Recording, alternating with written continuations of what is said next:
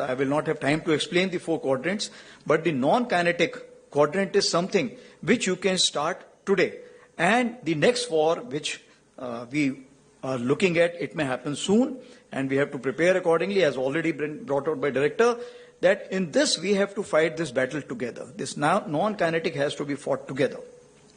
So what are the deductions? That as far as whole of nation approach will be there for the next war, it is not the military alone which will be fighting. Let me assure you very clearly in this issue. As far as the grey zone is concerned, it's ever present and this will remain. নমস্কার, আমি তরুণ ঘোষ। শুরুতেই দেখলেন আমাদের সেনাপ্রধান উপেন্দ্র ত্রিবেদীর একটা যুদ্ধের হুঙ্কার।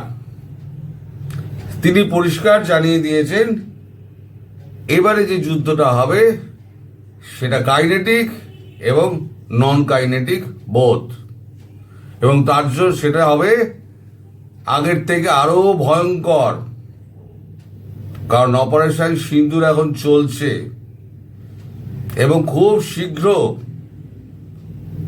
দ্বিমুখী যুদ্ধ হতে পারে।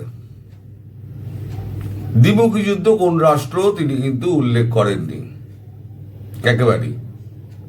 তিনি যা বলেছেন সেটা হচ্ছে আমাদের দেশের মানুষ শুধু সৈন্যকে নয়, সেনাবাহিনীকে নয়, তিন সেনা মিলেই লড়বে, কিন্তু দেশের মানুষকে একত্র থাকতে হবে।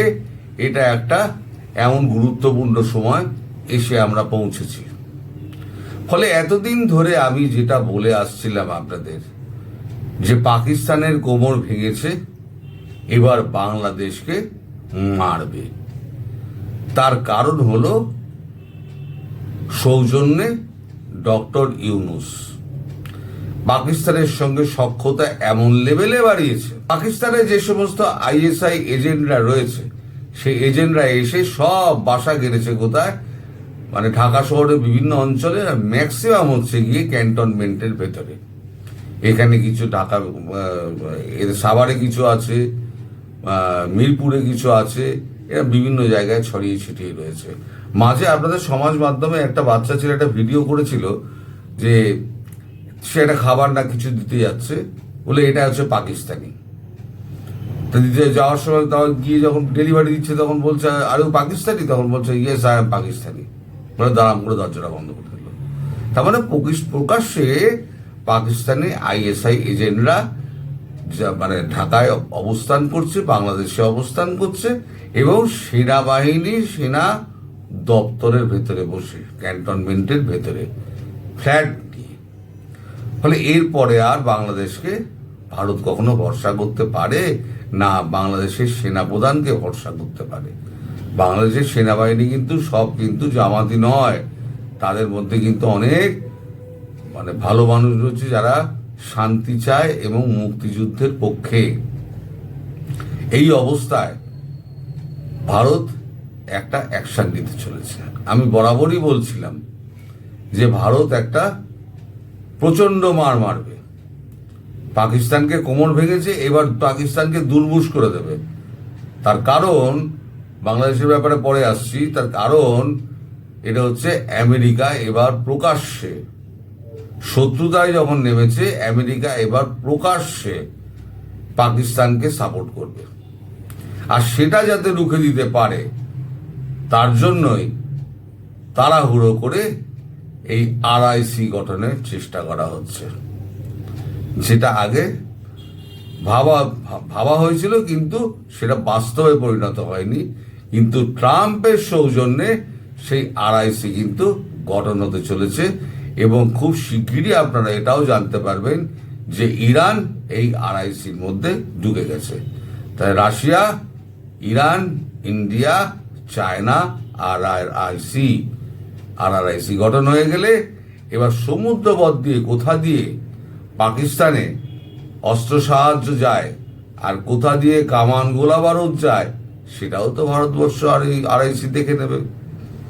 কারণ এখন তো চীন আর পাকিস্তানকে তো ভরসা করে না, কারণ একদিন খাইয়ে পরিয়ে লালন পালন করে চীন পাকিস্তানকে রেখে দিয়েছিল, এখন উঠে পড়েছে গিয়ে সোজা আমেরিকার কোলে। চীন বুঝে গেছে যে আমার $26 বিলিয়ন আমার জলে গেছে। ফলে পাকিস্তান যাতে কোনোভাবেই অস্ত্র সাহায্য না পেতে পারে তার জন্য কিন্তু এই তাড়াহুড়ো করে এই আড়াইশিটা গঠনের চেষ্টা করা হচ্ছে এবং যুদ্ধটা হবে কিন্তু উনি বলছেন খুব তাড়াতাড়ি। আমি ভিডিওটা আর একবার চালাচ্ছি, ভিডিওটা আপনারা একবার দেখুন, খুব ভালো করে মন দিয়ে শুনুন, তারপর আমি আবার বাংলাদেশ প্রসঙ্গে ফিরে আসছি। I will not have time to explain the four quadrants, but the non-kinetic quadrant is something which you can start today. And the next war, which we are looking at, it may happen soon, and we have to prepare accordingly, as already been brought out by director, that in this we have to fight this battle together. This non-kinetic has to be fought together. So what are the deductions? That as far as whole of nation approach will be there for the next war, it is not the military alone which will be fighting. Let me assure you very clearly in this issue. As far as the grey zone is concerned, it's ever present and this will remain. স্বভাবতই প্রশ্ন জাগবে যে হঠাৎ বাংলাদেশের ওপরে কেন? বাংলাদেশ তো এখন তো ভেতরে আমাদের মধ্যে তো কোনো রকম মানে ঘটায়নি, কোনো বিস্ফোরণ ঘটায়নি, কোনো জঙ্গি বাদীয় ঘটনা ঘটেনি, তাহলে বাংলাদেশের নাম কেন আসছে? সম্প্রতি আপনাদের মনে আছে পাকিস্তানের সেনাপ্রধান ফিল্ড মার্শাল যারা যুদ্ধে যেতে তাদেরকে ফিল্ড মার্শাল করা হয়, কিন্তু হিরো পার্টিকে কেউ ফিল্ড মার্শাল করে সেটা আমরা এই প্রথম দেখলাম। পাকিস্তান তো নির্লজ্জ রাষ্ট্র, তা আমরা তাকে বলি ফেল মাস্টার, যে ফেল করে যে স্টার পেয়েছে সেটা যে ফেল মাস্টার।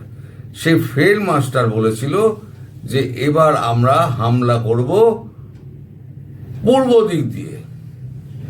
পাকিস্তানের তো কোন পূর্ব দিক নেই, ছিল তো পূর্ব পাকিস্তান এবং পশ্চিম পাকিস্তান, এই তো ছিল। এখন পূর্ব পাকিস্তান যেটা ছিল সেই পূর্ব পাকিস্তানকে তো বাংলাদেশ করে ভারতবর্ষ স্বাধীন করে দিয়ে বাংলাদেশ গঠন করে দিয়েছে। তাহলে এখন যে অবস্থা হয়েছে, পাকিস্তান ভাবছে এই আগের পাকিস্তান যেটা ছিল বাংলাদেশ আমাদের এখন পূর্ব পাকিস্তান, তাই বলছে পূর্ব পাকিস্তান দিয়ে আমরা আক্রমণটা শানাবো।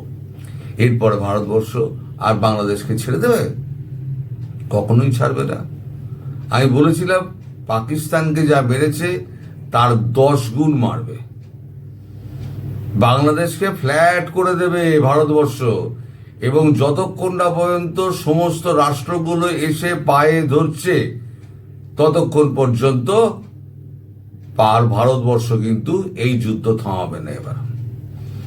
কারণ এই যুদ্ধে থামানোর অনেক ক্রেডিট পাওয়ার চেষ্টা করেছেন ডোনাল্ড ট্রাম্প, পাকিস্তানের যুদ্ধ ভারত পাকিস্তান, সেই ক্রেডিট ভারত দেয়নি, কারণ তার কোনো রোল ছিল না। ওদের ডিজিএমও মার খাওয়ার পর 4 দিন ধরে মার খাওয়ার পর সেই ডিজিএমও আমাদের কাছে স্যারেন্ডার করেছে যে যুদ্ধ থামানো আমরা পারছি না, আমরা যুদ্ধ থামিয়ে দিয়েছি। বলেছিলাম পজ, তখনই বলেছিলাম পজ হয়েছে। সেই পজ যেখানে শুরু হয়েছিল এবার আবার শুরু হবে। পাকিস্তানের সেনাবাহিনী আসিফ মুনির তিনি বর্তমানে আমেরিকায় বসে তিনি একটা টুইট করেছেন। টুইট করে তিনি লিখেছেন যে আমরা নিউক্লিয়ার পরমাণু সম্পন্ন রাষ্ট্র, আমরা দরকার হলে অর্ধেক খতম করে দেবো। তা অর্ধেক ভারতবর্ষ খতম করবে না, অর্ধেক পৃথিবী খতম করবে সেটা পরিষ্কার করেনি। তা এই যে হুমকি, বহুদিন এই নিউক্লিয়ারের হুমকি বন্ধ ছিল, এই নিউক্লিয়ারের হুমকি কিন্তু আবার শুরু হয়েছে। ঠিক এই অবস্থায় যেখানে সেনাবাহিনী দপ্তরের ভেতরে ঢাকার বিভিন্ন অঞ্চলে এবং আপনার ক্যান্টনমেন্টের ভেতরে, বিশেষ করে বীরপুর এবং সাভার ক্যান্টনমেন্টের ভেতরে যখন আইএসআই লোক যখন বাসা গেড়েছে, তখন ভারতবর্ষ এই বাংলাদেশের সেনাবাহিনী বা সেনাপ্রধানকে বিশ্বাস করে কি করে? আপনারাই বলুন। ফলে বাংলাদেশের মানুষ মার খাওয়ার জন্য, মানে মৌলবাদী যারা আছে, মার খাওয়ার জন্য প্রস্তুত হয়ে যান খুব তাড়াতাড়ি। এই গুজববাজ যে এতদিন ধরে বলে যাচ্ছিল না, এই গুজববাজের কথা খুব তাড়াতাড়ি সত্যি হবে। এই যে আপনাদের এখন সত্যবাদী যুধিষ্ঠির মিডিয়া আছে না, এখন প্রচার করে যাচ্ছে যে প্রচুর সুখবর আছে, না ভিসা দেওয়া হচ্ছে।